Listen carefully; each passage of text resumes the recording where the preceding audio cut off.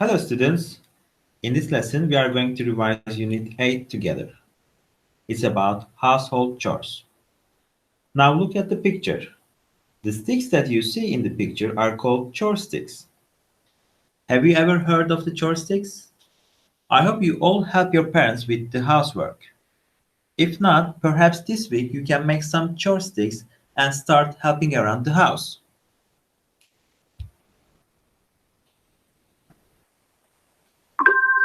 Okay, now let's remember some words from Unit 8. Alone. Borrow. Chore. Clean the windows. Clean up. Cook. Daily. Diary. Dirty. Dishwasher.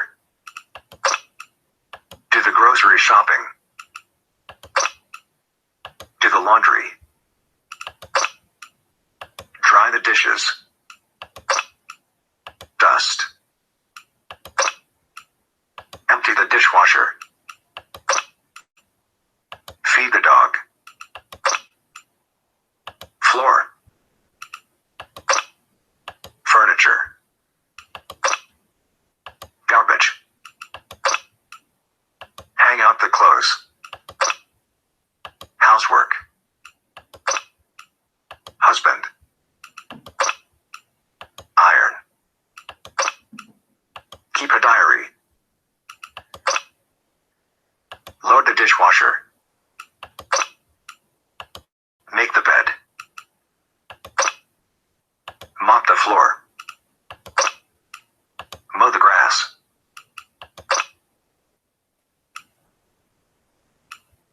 Mow the lawn. On time. Outdoor. Prepare. Raise hand. Respect. Return. Rubbish. Set the table. Share. Shelf. Sweep the leaves. Take out the garbage. So, let's start our practice with labeling some pictures with the names of the chores. Look at picture 1. What's she doing? She's cleaning the windows. In picture 2, try to guess the chore. She's cooking the meals. What's the man doing in picture 3? He's washing the dishes. In picture 4, what's she doing? She's taking out the garbage. What about picture 5? She's emptying the dishwasher. Look at picture 6. He's washing the car. In picture 7, he's mowing the lawn. What's the boy doing in picture 8? He's tidying up toys. I think this is enough for vocabulary practice because we'll use these words again in other exercises. Alright everyone, as you can remember, in the first weeks of March, we practiced some modals and some verbs. Let's check them now.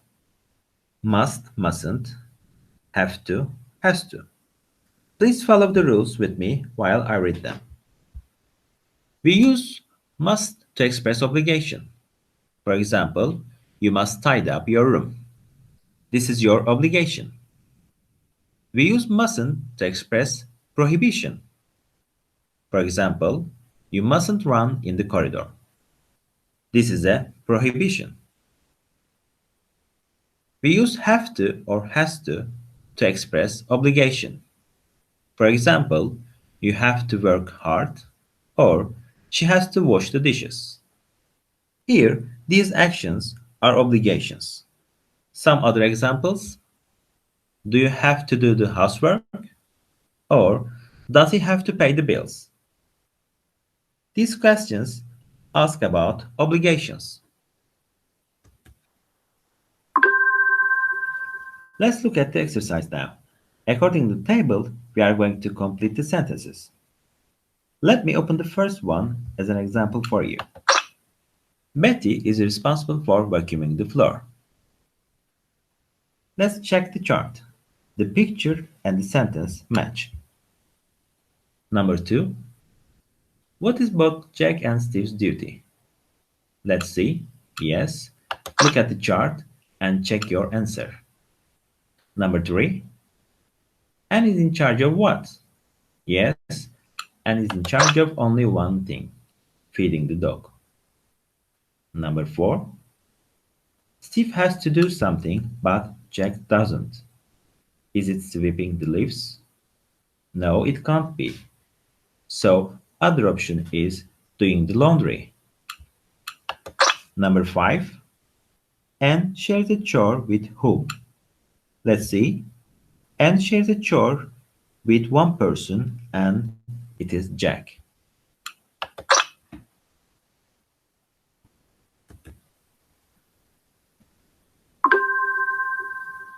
Okay, the next exercise has 2 steps.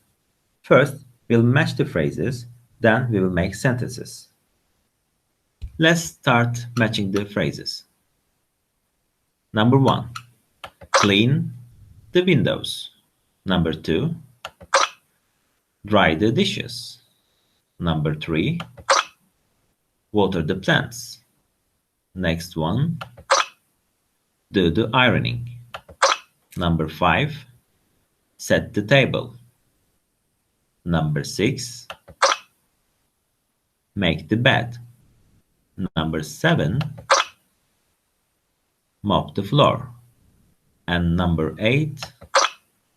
Empty the dishwasher. Now, let's complete the sentences. Number 1. My father must do the ironing. Number 2. My grandfather must empty the dishwasher. Number 3. Mom has to clean the windows. Number 4. I have to set the table. Number 5. My sister must mop the floor. Number 6. My sister has to dry the dishes. Number 7. Betty must make the bed.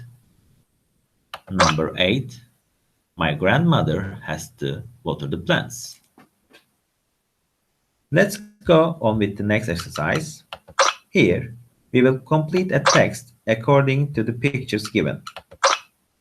Let me zoom in the page for you. And let's start.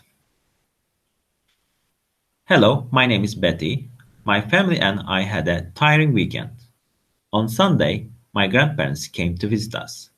So we did a lot of chores on Saturday. We got up early in the morning and had breakfast. Let's start with the first line.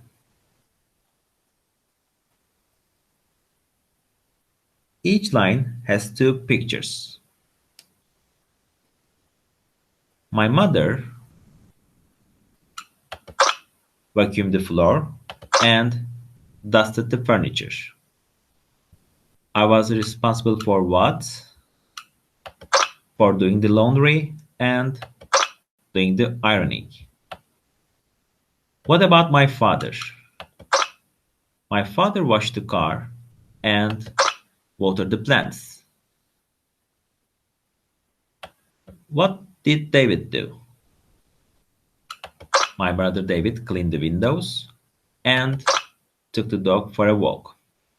In the afternoon, my parents did the grocery shopping. On Sunday afternoon, my mother did what? My mother cooked the meals, and I helped her in the kitchen. And I washed the dishes.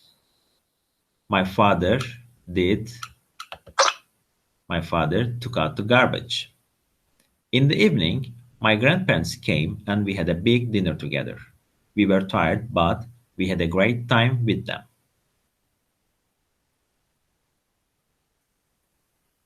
The next exercise is about Betty again. As you can see, there's a chart here waiting for us to complete.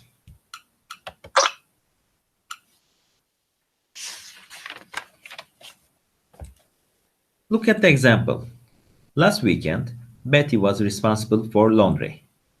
What else do you remember from the text? Betty's other responsibilities: doing the ironing, washing the dishes, helping mom in the kitchen. What about her mother? Vacuuming the floor, dusting the furniture, doing the grocery shopping, and cooking the meals. How about her father?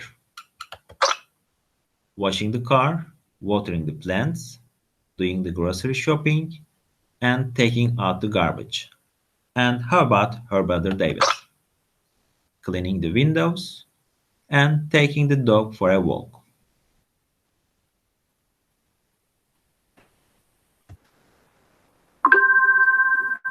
Okay, let's see the next exercise. There are some statements here that we need to mark as true or false. Before starting, I will give you a few seconds to think about them.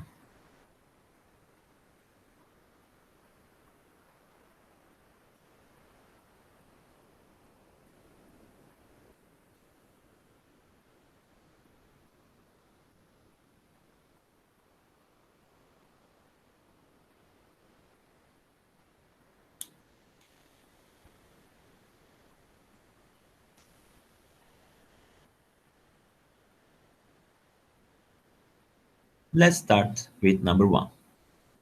Betty and her family shared the housework at the weekend, which is true. Number two. Betty's mother was responsible for doing the laundry. Do you think it is false or true?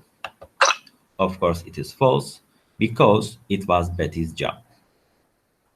Number three. Her parents went shopping on Sunday afternoon.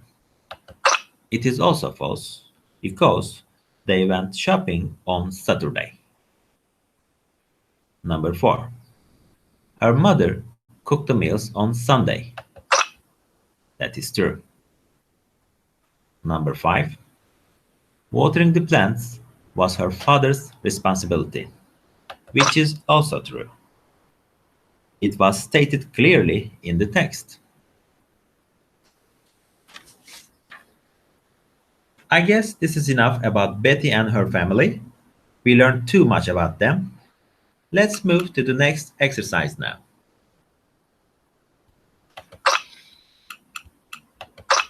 In the next exercise, exercise 7, we will match sentence halves, and meanwhile, we will be revising some expressions used to express responsibilities and chores. Now, let's start with number 1. I always make my bed before I leave home in the morning. Number 2. It is necessary to obey the library rules. Number 3. My mother is very busy all day, so we do our best to help with her with the housework. Number 4. I like vacuuming the floor, but I hate dusting the furniture. Number 5. I set the table after I cook the meals. Number 6. Dad takes out the garbage every day because it is his responsibility. Number 7. Linda usually takes the dog for a walk because she really enjoys it.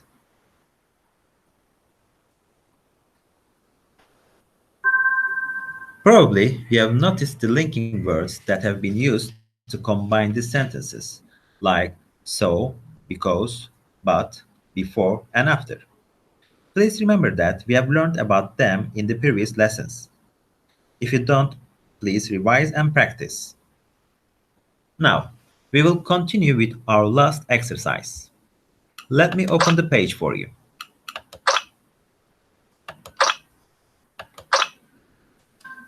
As you can see, you're going to answer these questions about yourself. I want you to write them in your notebooks, please. Question number 1. Do you help your parents with the chores? I don't know about your answers now, but I hope you do. Question number 2. Which 3 household chores do you like doing?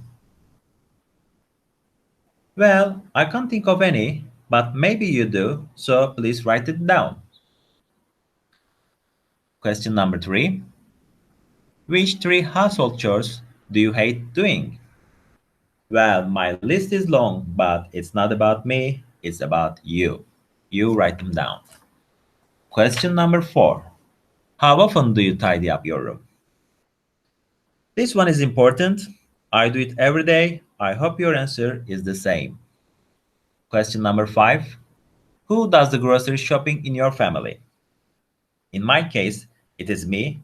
Let's hear your answer. Question number 6. Do you obey the classroom rules? Well, as a teacher, I sure do. What's your answer as a student? Okay, if you have finished taking notes, let's talk about your assignment. I'd like you to write a paragraph about your responsibilities at home and make sure you use the structures we covered in this lesson. Thanks for listening and see you in the next lesson.